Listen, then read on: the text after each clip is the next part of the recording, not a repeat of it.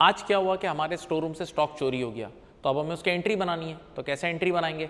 सीधी बात है, जो स्टॉक चोरी हुआ है वो बिका तो नहीं है ना, तो बस आप सिंपली अपनी परचेजेस को क्रेडिट कर दोगे। बच्चे ने कहा परचेजेस क्यों क्रेडिट करोगे? क्योंकि जब ये स्टॉक खरीदा था तो परचेज ही तो डेबिट हुई थी ना। ये स्टॉक खरीदते वक्त परचेज डेबिट करते हो तो आज आउट कर देंगे क्योंकि बिका तो है ही नहीं। तो परचेज क्रेडिट कर दो या कॉस्ट ऑफ सेल्स क्रेडिट कर दो, क्योंकि परचेज कॉस्ट ऑफ सेल्स का हिस्सा होती है।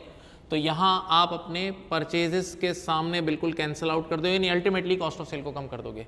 सेकंड, जैसे ही स्टॉक चोरी हुआ तो ये आपका नुकसान है, एक्सपेंस है, तो आप फौरन से लॉस ऑफ स्टॉक के नाम से इस एक्सपेंस को डेबिट भी करोगे और इनकम स्टेटमेंट में नीचे अदर एक्सपेंसेस के नाम से यहाँ पोस्ट भी कर दोगे। सही है, तो ये रही एंट्री, ये रही उसकी पोस्टिंग। अब बच्चे ने फौरन से सवाल किया, सर क्या ये आपने एंट्री सही बनाई है, साबित कर सकते हो? मैंने कहा अभी कर देता हूँ, अभी साबित करता हूँ। जरा सोचो, एक दुकानदार था, उसका एक हफ्ते पहले उसने 10,000 का स्टॉक लिया और आज वो स्टॉक 10,000 का चोरी हो गया और कोई इंश्योरेंस क्लेम नहीं मिला, तो 10,000 का नेट नुकसान हुआ ना।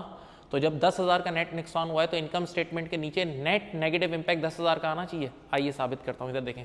जो स्टॉक मेरा चोरी हुआ था, मैंने खुद भी तो एक हफ्ते पहले खरीदा होगा ना, या मैं खुद भी चोरियां कर रहा हूँ। तो मैंने जब एक हफ्ते पहले खरीदा होगा तो इस परचेज के अंदर शामिल किया होगा, तो इस परचेजेस के अंदर 10,000 शामिल था। अब देखो यहाँ +10 -10 +10 -10, यहाँ तक इंपैक्ट जीरो आया। जब यहाँ तक जीरो आया तो यहाँ तक भी इंपैक्ट जीरो आएगा। अब इस जीरो में से आप 10,000 लेस करोगे तो आपके नीचे इनकम स्टेटमेंट पे नेट नेगेटिव इंपैक्ट 10,000 का आ जाएगा और वाकई उस दुकानदार को 10,000 का लॉस हुआ था। तो साबित हो गया ना, ये एंट्रीज बिल्कुल परफेक्ट है।